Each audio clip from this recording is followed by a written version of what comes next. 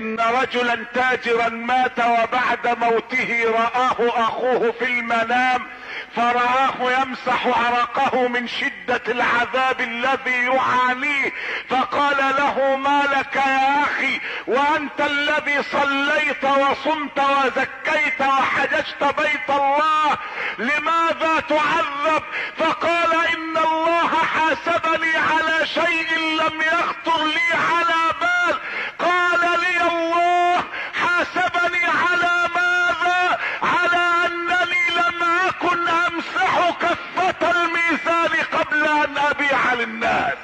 يمسح كفة الميزان، وان كان مثقال حبة من خردل اتينا به وكفى بنا حاسبين. يحاسب من اجل كفة الميزان لا يمسحها، فكيف يحاسب الله الذين قتلوا؟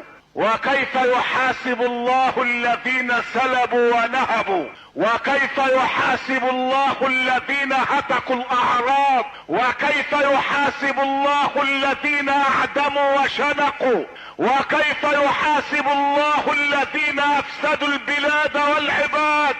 وكيف يحاسب الله الذين احبوا المال حبا جما واكلوا التراث اكلا لما؟